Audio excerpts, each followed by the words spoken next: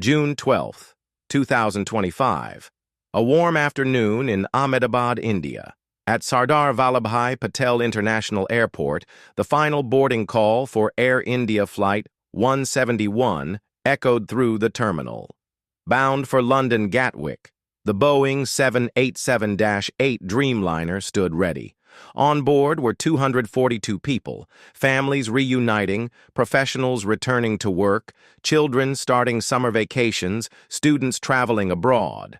They took their seats, stowed their luggage, and fastened their belts. It was meant to be just another international flight. Captain Sumit Sabharwal, a veteran pilot with over 2 decades of experience, initiated the pre-flight checklist. His first officer, Purna Joshi, reviewed the route. Weather was clear, systems were normal. The aircraft, delivered to Air India in 2014, had no recent history of faults. At 1:39 p.m. Indian Standard Time, the Dreamliner lifted off the runway. But within 55 seconds of takeoff, everything changed. "Mayday, Mayday!" came the final transmission from the cockpit. The voice of the captain was calm but urgent, but when air traffic control responded, there was only silence. No return call, no update. Eyewitnesses on the ground described the aircraft wobbling. CCTV footage showed the jet barely climbing above residential rooftops before it plunged from the sky. Just 2 kilometers from the airport, it slammed into the doctor's hostel. The 227-ton aircraft exploded on impact. The fuselage tore through concrete. Flames engulfed the building. Windows shattered from the blast. Bodies were thrown. Lives were ended in an instant. Inside the hostel, young doctors and their families had been having lunch. 4 medical students died on the spot. One doctor's wife, pregnant and days away from delivery, was killed. Laborers working nearby perished in the inferno. Passengers, many of them Indian nationals, some British, some Portuguese, and one Canadian, were killed instantly. Only one man survived. Vishwash Kumar Ramesh, seated in 11A next to an emergency exit, was somehow thrown clear of the wreckage.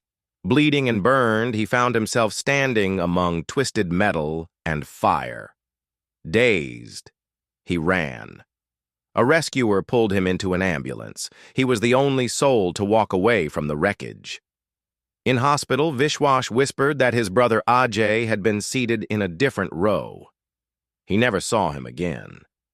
Back at the crash site, rescue workers with sniffer dogs searched through what was once a hostel, now a ruin littered with plane parts, scorched bedding, and shattered dreams.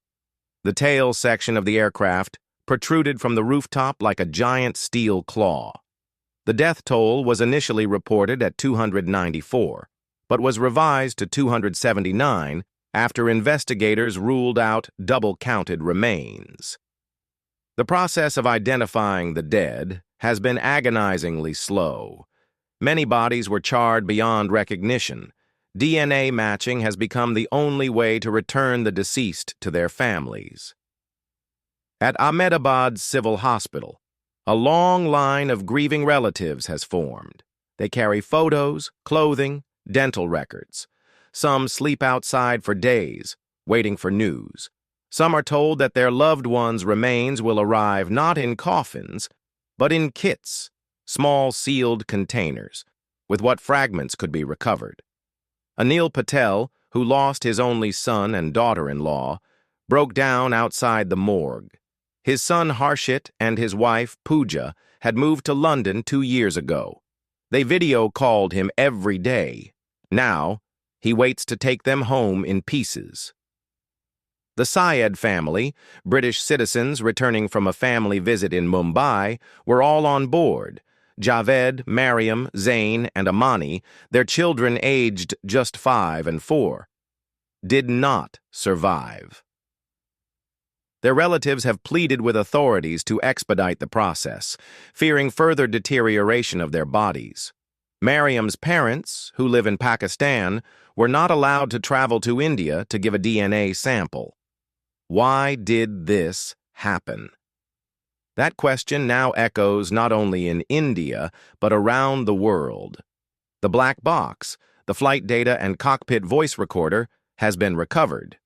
Early findings suggest the plane reached just 650 feet before descending rapidly. Video footage shows the aircraft's landing gear was still down, a dangerous condition for a climb. Investigators are now focusing on several key areas: a possible flap malfunction, engine thrust irregularities, or an aerodynamic stall. This crash is particularly alarming because it marks the first fatal accident involving a Boeing 787 Dreamliner since the aircraft began service in 2011. The Dreamliner was once hailed as a symbol of next-generation safety and efficiency. Now, Boeing faces renewed scrutiny.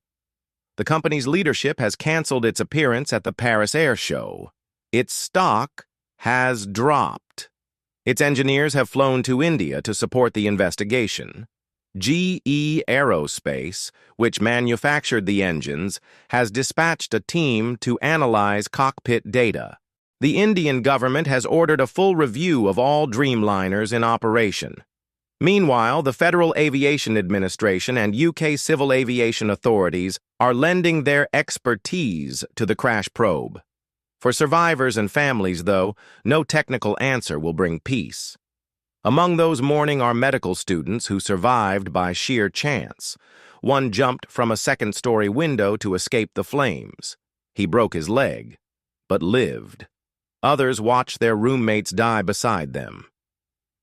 British Prime Minister Keir Starmer called the crash devastating. King Charles has been briefed. Indian Prime Minister Narendra Modi, himself from Gujarat, expressed deep sorrow. But words are thin comfort. In homes across Gujarat, London, Lisbon, and Toronto, dining tables are set but untouched. Phone calls go unanswered. Lives have been frozen in the moment of a crash that took just seconds to unfold, but will take years to heal. The final truth of what happened aboard Flight AI-171 will eventually emerge, from the black box, the data, the metal fragments on the ground. But behind every number is a name. Behind every seat was a life. Behind the miracle of one survivor are 278 who never came home. This is not just the story of a flight gone wrong. It is the story of how fragile flight can be, and how enduring the pain is when it fails. Let us remember them. Let us learn. Let us never grow numb to tragedy. Fly safe. Stay human.